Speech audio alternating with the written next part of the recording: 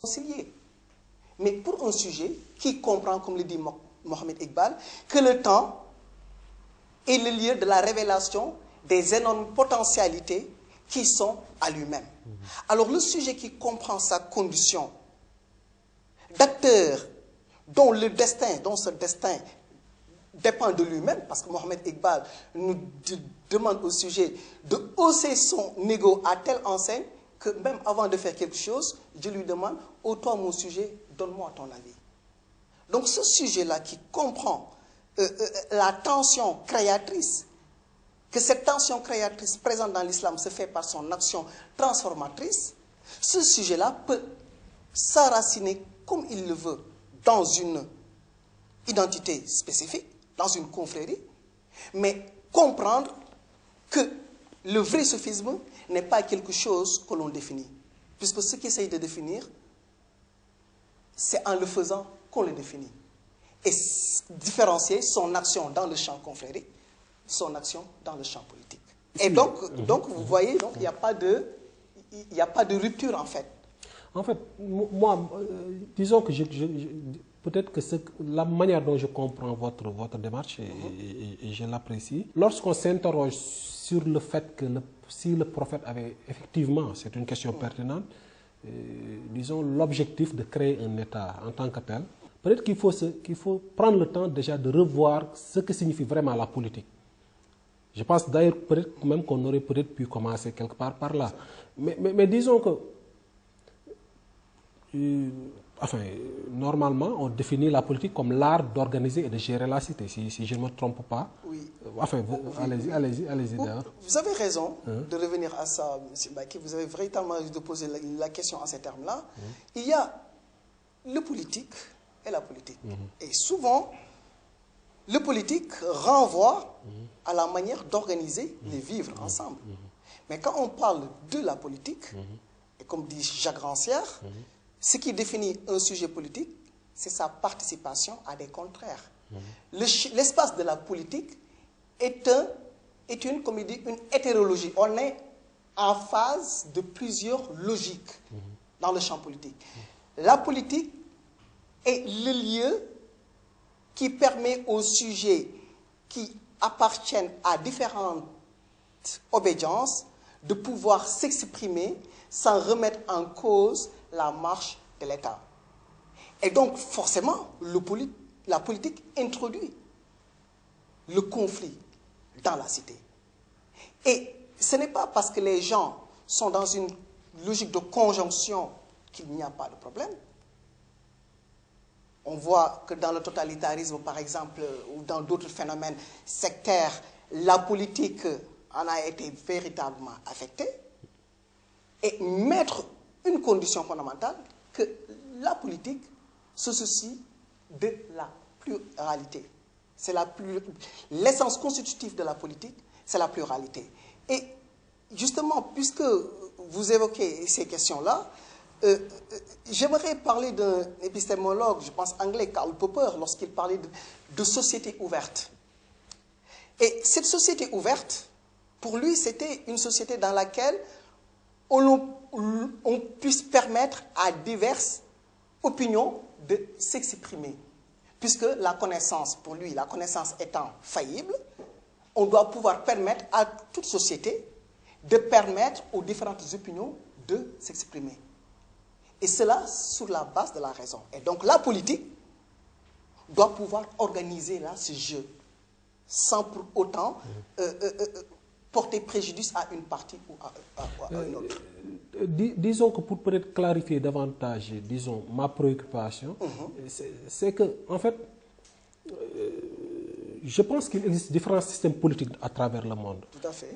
Et que il existe autant le modèle français, disons, peut être valable en France, autant il existe peut-être le modèle américain qui, c'est un exemple comme un autre que je prends, qui me semble assez intéressant, qui intègre quelque part le communautarisme dans sa démarche. Et disons, ce n'est pas un hasard si on qualifie les États-Unis de plus grande démocratie au monde, entre guillemets, même si ce n'est pas une république. Si on prend l'exemple des États-Unis, sans schématiser, sans idéaliser, tous les systèmes ont des problèmes. Aux États-Unis, par exemple, on constate l'existence de communautés regroupés autour de valeurs religieuses, de valeurs autres, qui, disons, quelquefois même se constituent en lobby, qui pèsent sur les décisions, qui font partie intégrante du système politique américain. Et que c'est un système qui est officiellement, disons, le système de lobby des communautés, qui fait partie même de la tradition américaine, bon, on comprend et tout. Alors que ce système, théoriquement, s'oppose au système rousseauiste ou bien anticommunautariste français, qui, disons, nourrit un certain soupçon envers l'identification. Par exemple, j'extrapole un peu, si on revient sur le débat sur l'identité nationale en France et des questionnements de ces gens, on constate que le modèle français, quelque part, c'est un modèle qui est en train, quelque part aussi, de s'universaliser à travers les valeurs des droits de l'homme, la conception qu'on a de la démocratie, c'est un avis personnel, mais que ce modèle-là, quand même, a quelque part, c'est mon avis, tendance à soupçonner et à être vraiment, disons, opposé à toute identification à une communauté et que ce modèle-là, qui est né de la Révolution, on comprend, hein, c'est ce que j'appelle la République née de la religion guillotinée. Ne peut-on, disons, ressentir une préoccupation qui est née de ce modèle? Oui, alors, vous faites bien de souligner que cette question de l'existence d'une diversité de modèles. Voilà. Et d'ailleurs, j'aime à le rappeler, et tout à l'heure, je vais commencer par parler de l'interrogation vitale que nous a permis de poser ce colloque. Et j'aime rappeler aussi ces propos de Mamoussé Diagne, du professeur Mamoussé Diagne, qui disait qu'un développement endogène suppose toujours l'endogénéité de la réflexion qu'il élabore. Cela veut dire quoi? Cela veut dire que nous qui appartenons à des contextes historiques, culturels précis, et d'ailleurs, à ce propos, c'est tout le sens du conscientisme de Kourouma. Le conscientisme, comment définit-il le conscientisme?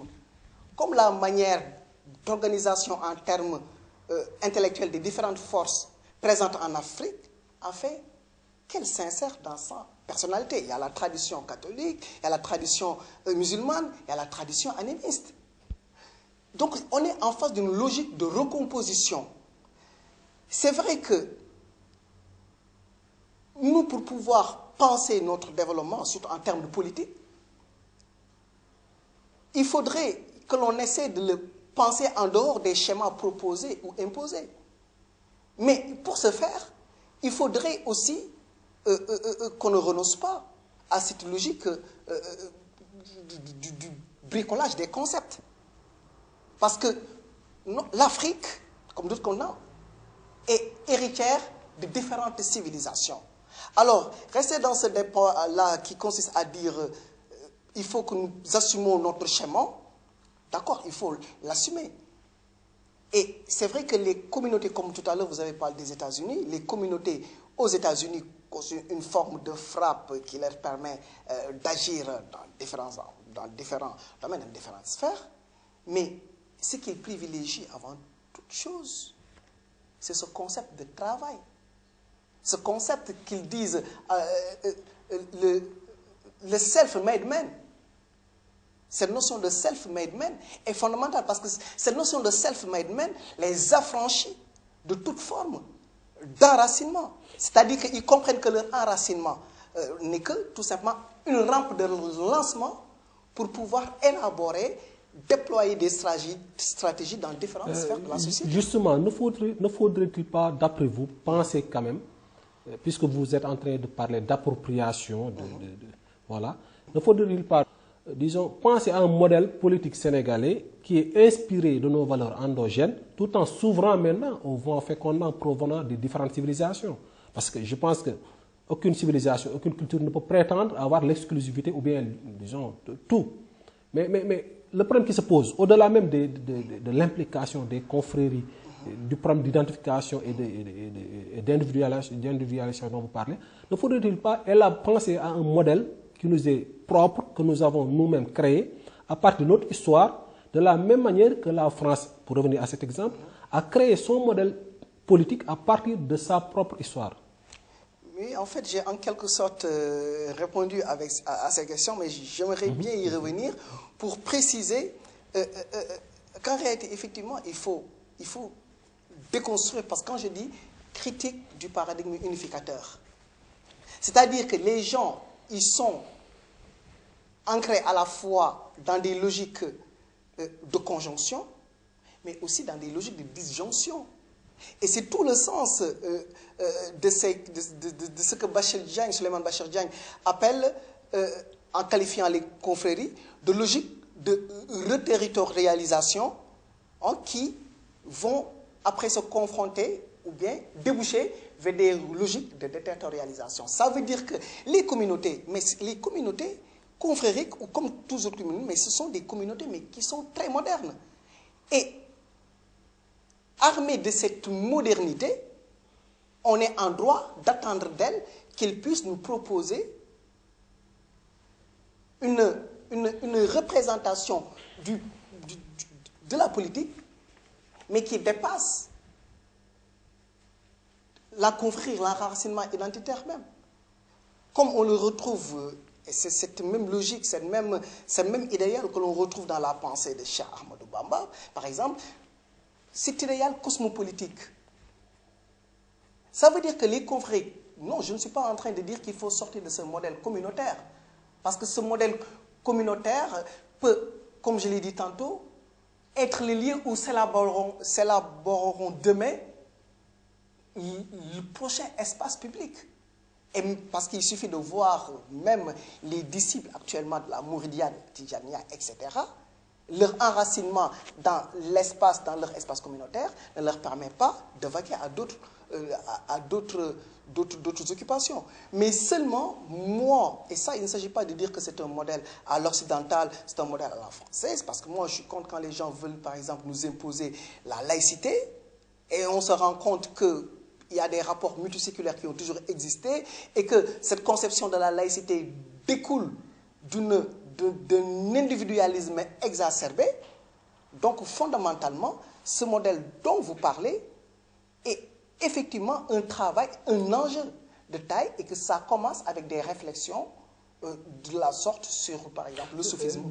Donc, vous semblez être contre le modèle laïque sénégalais, quelque part. Le modèle laïque sénégalais, je ne vais pas dire que... Il faut le comprendre. C'est-à-dire que si par laïcité, il faut entendre la séparation exclusive, radicale de la religion avec l'espace du politique, mais là, je vois qu'il y a un problème.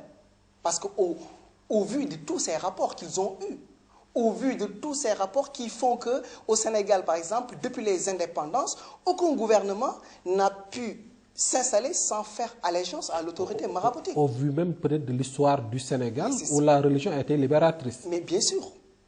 Et bien sûr. Et par rapport à cela, il faut comprendre maintenant, et c'est là le problème, que ces rapports entre le politique et le religieux ont tendance à évoluer, et cette évolution peut aller dans un sens ou dans un autre.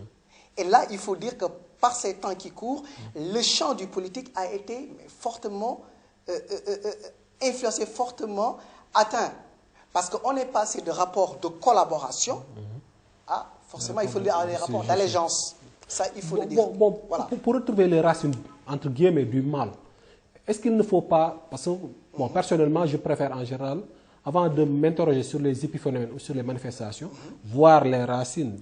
Mais est-ce qu'on ne peut pas expliquer quelque part, je dirais même quelquefois des dérives, sur le caractère informel des relations entre l'État et la religion? Parce que pour revenir à ce qu'on disait tout à l'heure, si on constate que la religion fait partie même de la sociologie de l'homo sénégalensis, et que sa pensée est essentiellement, est fortement religieuse. Donc cela fait partie de notre identité même nationale à la limite. Tout à fait. Quand je parle de père fondateur du Sénégal, moi je pense à Cheikh Ahmadou Bamba, à El Hadji Malick, etc. Disons que l'identité nationale sénégalaise est intrinsèquement liée à son identité religieuse. Et qu'on constate d'autre part que le système politique, théoriquement, disons, aspire, théoriquement, dans les textes, à se libérer de tout, enfin je ne dirais pas de tout rapport, mais de toute implication de cette sociologie forte du Sénégalais, n'est-ce pas cette prétention qui est à la limite irréaliste, qui crée le caractère informel des relations entre la religion et la politique, qui mène, disons, à ces dérives? D'ailleurs, ce que vous dites est vrai. J'ai un collègue, un ami, Dr Abdourahmane Seck, qui travaille sur ces questions-là et qui montre qu'en réalité, on est passé d'un schéma politique imposé dont on a hérité de la France à une certaine conception de la politique post-coloniale. Et dans cette post-colonialité, on se rend compte que le sujet sénégalais pense le politique dans les mêmes termes dont on est en train de parler, c'est-à-dire où la pensée religieuse s'y enracine, mais sans pour autant la vassaliser.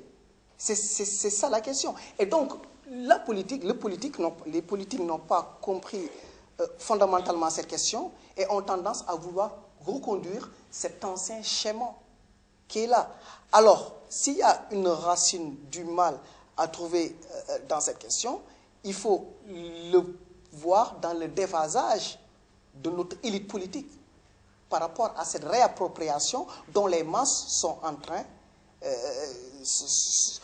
train de déployer pour penser leur propre histoire politique, leur propre rapport avec la politique au Sénégal. Vous parlez de responsabilité des politiques, comme vous dites. Mais ne peut-on pas en même temps évoquer la responsabilité de l'élite intellectuelle sénégalaise?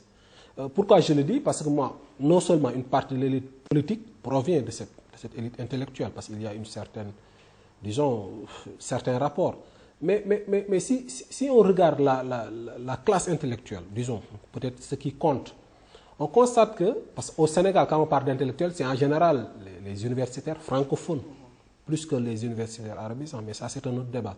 Mais on constate que cette classe intellectuelle a été formée au canon de la réflexion critique.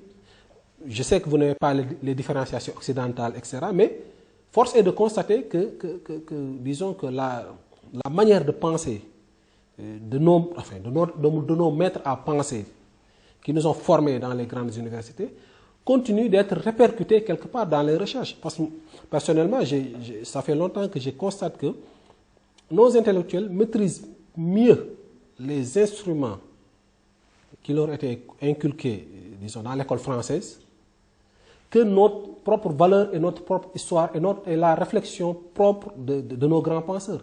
Ne peut-on aussi invoquer la responsabilité de cette élite intellectuelle dans la situation? Quel est le résultat de ce que vous venez de dire? Le résultat est que ces intellectuels formés à cette école, ou à ces écoles, souvent, une fois sur place, sont enfermés dans leur tour d'ivoire à regarder les mouvements sociaux se passer et à juger et à se prononcer comme spécialiste sur le mode du ceci est bien, ceci est mal, il faut aller dans le sens d'élaborer ceci.